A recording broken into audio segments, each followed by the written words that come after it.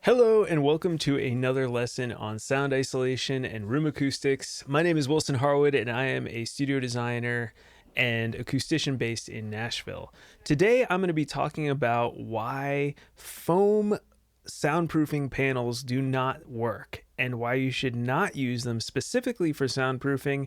And honestly, I don't even think you should line them on your walls for acoustic treatment either. So I'm going to go through this video why you're probably being duped by foam panels. Before we dive in, I do have a free resource for you. This is my free sound isolation workshop. It is 30 minutes of in-depth teaching going over everything you need to properly learn how to soundproof your home recording studio. To watch that, just go to soundproofyourstudio.com/workshop and you can watch that right away. All right, let's dive into why you should not use foam panels and what to use instead. All right, so as you can see here, I just typed in foam soundproofing panels and I was just curious what would happen. So we get these Sonex acoustical foam panels. This is really bad soundproofing panels. They're using the actual word soundproofing and then soundproofing foam. And this gets at one of the main issues I have with the word soundproofing is that I've used it, loosely because it's what we always think of when we think of sound isolation, I usually think. But in here, they're using it for acoustically treating your room, which is not stopping sound from coming in or out. And people get confused. They'll buy these panels and suddenly they're really upset when they've spent a ton of money on something like these soundproofing panels. Let's just pick this. Because it says acoustic panels here, but it said soundproofing panels in the search, which is like a good marketing tactic. But these panels, if you were to buy these and put them on your walls and then started playing drums or something, your neighbors would be really, really annoyed at you. If you bought these panels and turned your, home theater up really loud, your neighbors would be really, really mad at you. So either way, you're going to spend money on this stuff and it's not going to soundproof anything. So that's important to realize. And then, the other thing here is those aren't foam. So let's look at foam, soundproofing foam, and see what is going on here. So this is usually what you see when you think of sound foam or whatever. So this is like not soundproofing. This will help with room acoustics slightly, but it won't help with, room acoustics in the way that you probably want. So the problem is that foam, and we can look here at the absorption coefficients, which I'm so glad they put this here, because this really shows you what these foam panels are doing in terms of absorbing sound in the room. So first off, remember, this is super important. What I'm about to show you here is for room acoustics only. It is not for soundproofing. And I'm trying to make this very clear in this video so that you don't end up buying a bunch of foam, putting it on your walls, and then wondering why you can't play drums at 2 a.m. in the morning. So let's go back to this. So this chart is really great, and I trust Acoustical Surfaces more for having this because a lot of times companies won't even show this. But down, across the frequency spectrum, we've got different frequencies here. This is sort of like the higher end of like the human voice, the lower end of the human voice. And that's what it's showing here. And then the NRC stands for the noise reduction coefficient overall, and that's like an average of all of these. And it's a quick view. So 1 is excellent. That's 4 inches of foam. But the problem is, 4 inches is always going to be the better option. And down here you can see there's 0.24 is the absorption coefficient. Getting close to 1 or above 1 is ideal. That means you're getting more absorption per square foot here, and that's really what we want to do. And then down here is pretty typical in the low 125 hertz range, and you can see that there's a massive difference between 3 to 4 inches, a doubling, and a really big difference from 2 to 4 inches in the low end. And that's so important to realize, and you can see this graph here with green being the 4-inch one, just like how much of a difference it makes. Actually, that's misleading. They have a 6-inch set of foam there as well. For the green, so that's interesting, but they don't sell 6-inch foam, it looks like.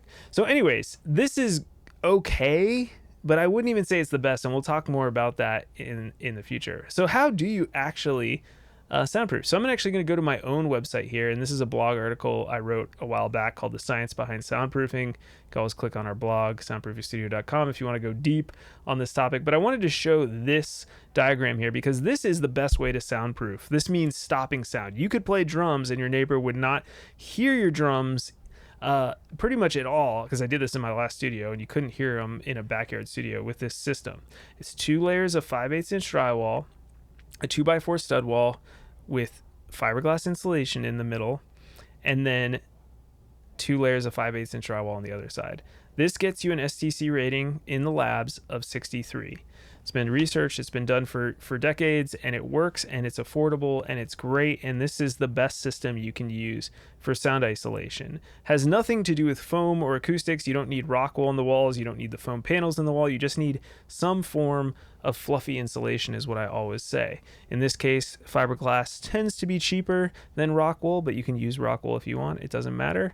It's just something to damp the air cavity in here so that the sound doesn't just bounce around back and forth, boom, boom, boom, boom, boom, and you want to make sure that it gets absorbed in there. But it's this system, what we call the mass spring mass system, which I go into in many of my other videos, that actually makes soundproofing possible. Another option, if you don't have the space for a double wall system, is to use these, which are, I love these at the isostore.com. This is my favorite soundproofing store as of the moment. And they sell these clips. This is one of the reasons I like these clips right here. Best low frequency performance than other clips at 80 hertz and 100 hertz, which is really where the rubber meets the road when it comes to sound isolation, are these low frequencies. So these clips attach to what's known as a hat channel, because it looks like a little hat. And this metal channel then you connect the clip to your ceiling or your walls, and then you connect the channel to the clip, and then you connect the drywall, 2 layers of 5/8 inch drywall, either on your ceiling or your walls, to the hat channel here. And that's how this all works. So it's another way to decouple. It's not as good as the double wall, but it's still a pretty good system. And this kind of shows you how they're doing that. They have the drywall going into it, and that shows you how it's done. Lastly, I want to show you guys my recommendation for acoustic paneling. It has nothing to do with foam. I prefer using these panels, which are made out of a fiberglass material called Knopf Ecos, which is healthier, and you can also use cotton-based materials if you are very health conscious of that. But these panels are great. They work really, really well, and I highly recommend, if you're going to use acoustic panels, to try to get the thickest panel you can afford. So for these guys, they actually have these they're under their bass traps, but I use them on my walls too, not just in the corners. But these monster bass traps are 7.3 inches thick. Let's take a look at their reduction well, this is different here. This is in Sabins, but you can see here that we're getting a lot of absorption in the low end, and you're going to get more absorption in the lower end than the foam that we looked at earlier over here with this. Now, we can't compare apples to apples because this is an absorption coefficient versus Sabins, which are 2 different units of measurement. But if we could find a set of foam that was measured in Sabins, you could actually compare them side by side. So this is what I would recommend. You can also, if you don't want to do this massive 7.3 inch thing, they are known for one of their main acoustic panels here, which is just the 244 panel, which is 3.6 inches thick. Very standard, nice acoustic panel. And if we look at this, you can see this is in fact measured in absorption coefficients. So this shows you a different aspect of how that works. Around 125 hertz, we're getting 0.39. So that shows you right away that this is performing better than the foam. If we go back over here, 4 inches is getting 0.24. So you can compare apples to apples here. Let's go up here. We've got 0.72 around 200 hertz. And it's kind of interesting to see if we go back here at 4 inches, you're getting 1.6. But remember, this is 4 inches of foam versus 3.6 inches of panel. So it's actually less thick. And then if you were to do a 4-inch panel, I guarantee you your low end would actually perform better. Like that monster bass trap would perform exponentially better than foam. So that is my take on why you should not buy that foam at all.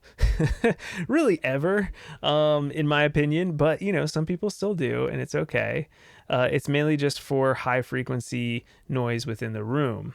The foam will not stop any sound for soundproofing. It's only used for acoustic treatment in the room, meaning reducing reflections in your room, therefore making the room more absorptive and less reflective, therefore making it sound more controlled and better to our ears.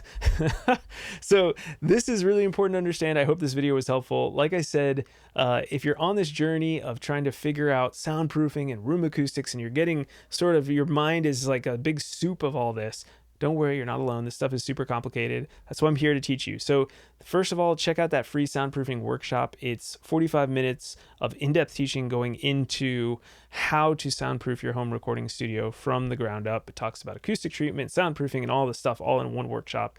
It's really helpful. Just go to soundproofyourstudio.com/workshop.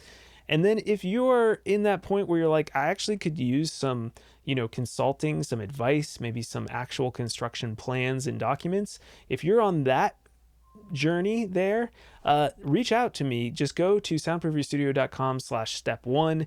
I do free 30-minute soundproof clarity calls where I like to learn about your project and see if we're a good fit working together. You can just do that right away. Just go to soundproofyourstudio.com/step1, and I look forward to seeing you shortly on a call. Thanks so much again for watching. I'm Wilson Harwood. I'm an acoustician and studio designer based in Nashville, and I'll see you guys next week with more information on soundproofing and room acoustics.